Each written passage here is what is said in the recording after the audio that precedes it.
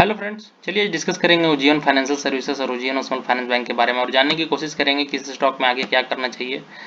इस स्टॉक में हमें उज्जीवन फाइनेंशियल सर्विसेज में 12% की गिरावट और उज्जीवन स्मॉल फाइनेंस बैंक में हमें लगभग 20% की गिरावट देखने को मिली। आगे इसमें क्या करना चाहिए ये हम इस वीडियो में जानेंगे, तो इस वीडियो को अंत तक जरूर देखिएगा जिससे आपको पता चल जाए कि हमें स्टॉक में करना क्या चाहिए। अगर आप हमारे चैनल को सब्सक्राइब नहीं किए अभी तक तो हमारे चैनल को जरूर सब्सक्राइब कर लें जिससे आपको स्टॉक मार्केट से जुड़ी हर अपडेट्स मिले। तो चलिए शुरू करते हैं इस वीडियो को। तो न्यूज ये आ रही थी कि उज्जीवन स्मॉल फाइनेंस बैंक के एमडी और सीईओ हैं जो नितिन चुग, उन्होंने हाल ही में रिजाइन का एप्लीकेशन डाला है। और इस बात को हम लोग दो तरीके से डिफरेंट वे में जानने की कोशिश करेंगे। तो पहला, रिजाइन क्यों डाला? तो रिजाइन इसलिए डाला चूंकि बैंक के बहुत सारे एनपीए बढ़ गए हैं। एक लीगल वे में हम जानने की कोशिश करेंगे। एनपीए बढ़ गए हैं, उन पर मेंटल प्रेशर बहुत ज़्यादा हो गया था जिसके कारण से वो प्रेशर हैंडल नहीं कर पाए शायद, इसीलिए रिजाइन डाला। और आप जानते ही हैं प्राइवेट सेक्टर बैंक में अभी कोविड में हाल ही में बहुत सारे प्रॉब्लम हम लोग को देखने को मिली है। लेकिन कहा यह जाता है कि प्रॉब्लम का सोल्यूशन भी आ ही जाता है, थोड़ा सा इंतजार करना पड़ता है और प्रॉब्लम का सोल्यूशन भी हमें ज़रूर मिलता है। लेकिन इन्होंने रिजाइन कर दिया, और रिजाइन कर दिया तो रिजाइन करने से कंपनी बंद नहीं हो जाती है। एक बात याद रखिएगा, कंपनी को चलाने के लिए और भी नए मैनेजमेंट आते हैं और वो उस कंपनी को अच्छी तरह से ग्रो करते हैं। प्रॉब्लम परमानेंट नहीं होती है लेकिन ग्रोथ परमानेंट जरूर होती है, ये बात आप भूलिएगा नहीं। तो चलिए हम जानने की कोशिश करते हैं कि आगे क्या होगा। तो देखिए, इसमें जो इतनी बड़ी गिरावट देखने को मिली है उज्जीवन फाइनेंशियल सर्विसेज में, तो इसका थोड़ा हम डिटेल एनालिसिस करते हैं।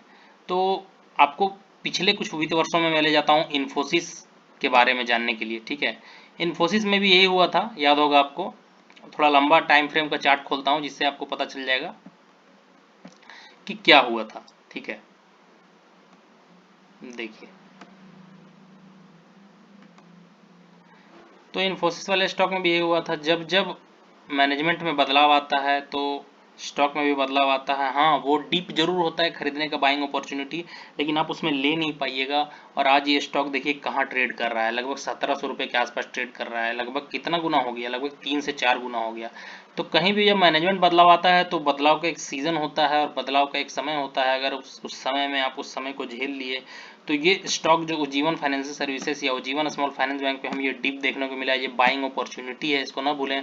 ऑपरेटर आपको डरा के निकाल दे रहा है इस स्टॉक से, ताकि आप इस स्टॉक से हमेशा के लिए निकल जाएं और फिर वो लोअर लेवल पे माल खरीद के और अपने उसको ऊपर लेवल पे ले जाके उसको सस्टेन करवाए और बेचे। तो ये सब बातें हैं स्टॉक मार्केट से जुड़ी। आप जानते हैं स्टॉक मार्केट में बहुत वॉलेटिलिटी देखने को मिलती है न्यूज के कारण।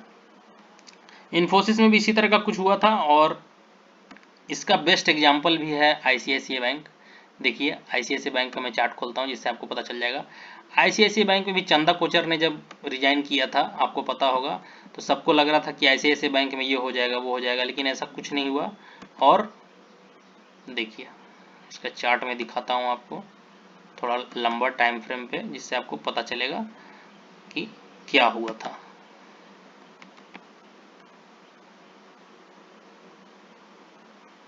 देखिए, आईसीआईसीआई बैंक में भी हमें इसी तरह का एक खास डिप देखने को मिला था। कब? जब उन्होंने रिजाइन मारा था, चंदा कोचर ने रिजाइन मारा था तब। और अभी ये देखिए कहाँ ट्रेड कर रहा है। तो मैनेजमेंट बदलाव हो सकता है, बैंक के लिए एक नया बदलाव हो और आने वाले समय में हो सकता है कि हमें उज्जीवन में भी अच्छे खासे टारगेट देखने को मिले। लेकिन मेरी इसमें बाइंग या सेलिंग की रिकमेंडेशन नहीं है। आप अपने फाइनेंशियल एडवाइजर से संपर्क कर लें, तभी आप बाय और सेल करें। मैं सिर्फ अपनी राय आपको दे रहा हूँ। चलिए अब हम जानने की कोशिश करेंगे कि उज्जीवन फाइनेंशियल सर्विसेज में क्या करना चाहिए। तो उज्जीवन फाइनेंशियल सर्विसेज का चार्ट मैंने आपको दिखा दिया है, और चार्ट में जब हम इसको डिटेल एनालिसिस करते हैं तो देखिए,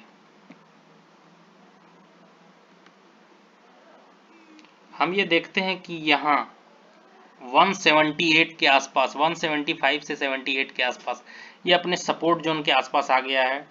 और अब हमें इसमें दो पॉइंट को ध्यान रखना होगा। याद रखिएगा, दो पॉइंट को हमें इसमें ध्यान रखना होगा कि 170 के आसपास इसका सपोर्ट बनता है कि नहीं, या सपोर्ट लेता है कि नहीं। इसका बहुत स्ट्रॉन्ग सपोर्ट जोन 175 के आसपास है। 175 के आसपास अगर ये सपोर्ट लेता है तो फिर इसका रेसिस्टेंट लेवल होगा 200 से 210 रुपये। याद रखिएगा, 200 से 210 रुपये स्ट्रॉन्ग रेसिस्टेंट जोन होगा।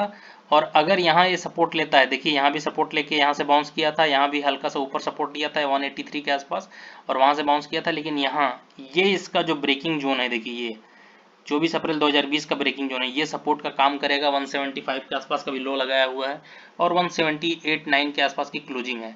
तो उज्जीवन फाइनेंशियल सर्विसेज में हम ये देखेंगे कि 175 के आसपास की क्लोजिंग आती है कि नहीं। अगर उसके नीचे क्लोजिंग आती है तो फिर डायरेक्ट अगला सपोर्ट बनेगा यहाँ आपका, देखिए 150 के आसपास, 150 से 160 के आसपास इसका सपोर्ट बनेगा और वो बहुत ही स्ट्रॉन्ग सपोर्ट जोन है, इतनी आसानी से नहीं टूटेगा वो, ये बात याद रखिएगा। तो अभी तो इसको इसके नीचे जाना नहीं चाहिए क्योंकि ये इसका सपोर्ट जोन है। चलिए देखते हैं कल मार्केट खुलता है, वॉलेटिलिटी मार्केट में बहुत देखने को मिल रही है। अब एक पॉजिटिव न्यूज भी है, उस पर हम लोग चलेंगे, उसके बाद हम लोग बात करेंगे उज्जीवन स्मॉल फाइनेंस बैंक के बारे में।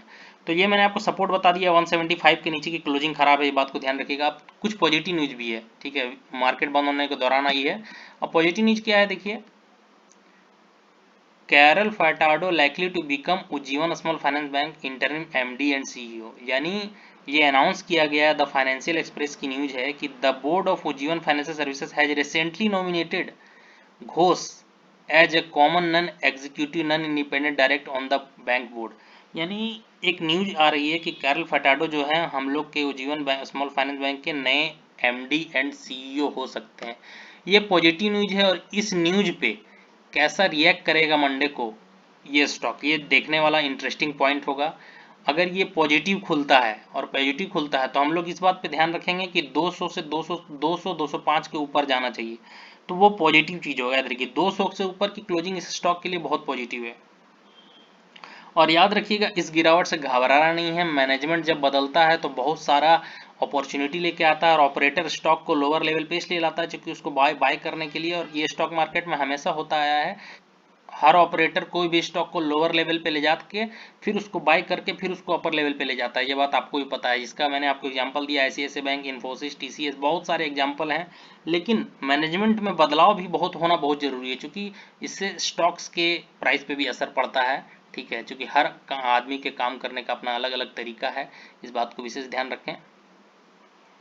चलिए, तो मैंने आपको न्यूज बता दिया कि कैरल फर्टाडो हो सकता है MD CEO Ujjivan financial services, Ujjivan small finance bank के बने, और वो जो हैं वो हमेशा उज्जीवन फाइनेंस बैंक से बहुत पहले से जुड़े हुए हैं। दैट इज बहुत ही पॉजिटिव न्यूज है ये इस स्टॉक के लिए। अब उज्जीवन स्मॉल फाइनेंस बैंक के बारे में चलते हैं। तो देखिए कुछ बातें हैं यहाँ उज्जीवन स्मॉल फाइनेंस बैंक के बारे में। देखिए ये बैंक होने के पहले, ठीक है, बैंक होने के पहले उज्जीवन फाइनेंशियल सर्विसेज जो है हमेशा से महंगा रहा है। ये देखिए आप स्टॉक, ये हमेशा से महंगा रहा है। 300-400 तक के लेवल हम लोग को पहले देखने को मिलते थे। देखिए मैं थोड़ा चार्ट में डिटेल दिखाता हूँ, इसलिए महंगा रहा है। देखिए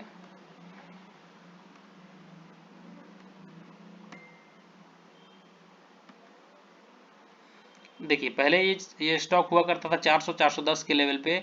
ये स्टॉक हमेशा महंगा रहा है क्योंकि मेन बिजनेस इसका है ना वो MFI का बिजनेस है, माइक्रो फाइनेंस, और micro finance, home loan, personal loan, ये इनका मेन बिजनेस है। और जब ये स्टॉक 400-410 के आसपास ट्रेड करता था, उसके बाद इनको बैंकिंग का लाइसेंस मिला, उसके बाद ये बैंक खुला है। तो उज्जीवन स्मॉल फाइनेंस बैंक ये अभी ग्रोइंग के स्टेज में है और धीरे धीरे ये कासा को इम्प्रूव कर रहा है और ग्रो कर रहा है। तो हम चलिए इस स्टॉक का एनालिसिस करते हैं और जानने की कोशिश करते हैं कि इस स्टॉक में हमें क्या करना चाहिए। तो जब हम इस स्टॉक को देखते हैं तो क्या देखते हैं कि ये स्टॉक लिस्ट हुआ था कितने पे, 60 से 62 रुपए पे लिस्ट हुआ था और अभी यहाँ कितने पे चल रहा है, 19 रुपए 70 पैसे के आसपास चल रहा है। तो देखिए बैंकिंग में बहुत सारे और भी हैं, ठीक है, और भी स्टॉक्स हैं जो काफ़ी महंगे पे लेवल पे ट्रेड कर रहे हैं।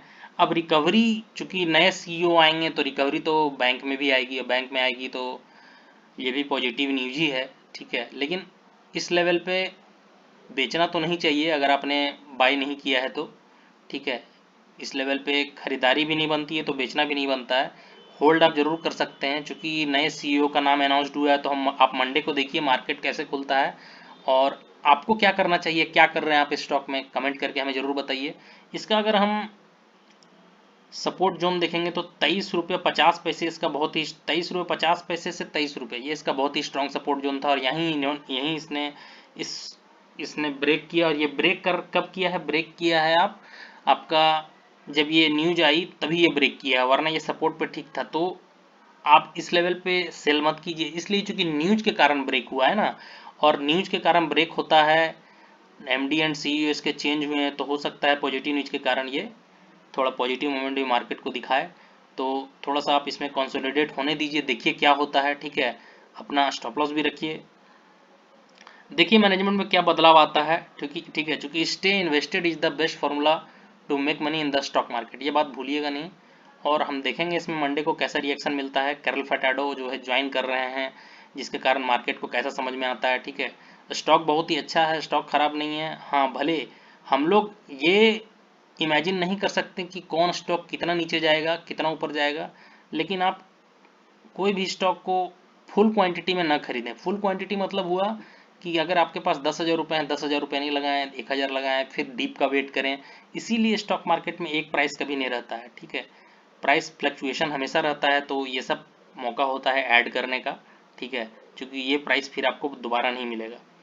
मेरी इसमें बाई और सेल कोई भी रिकमेंडेशन नहीं है, अपने फाइनेंशियल एडवाइजर को संपर्क कर लें इससे पहले।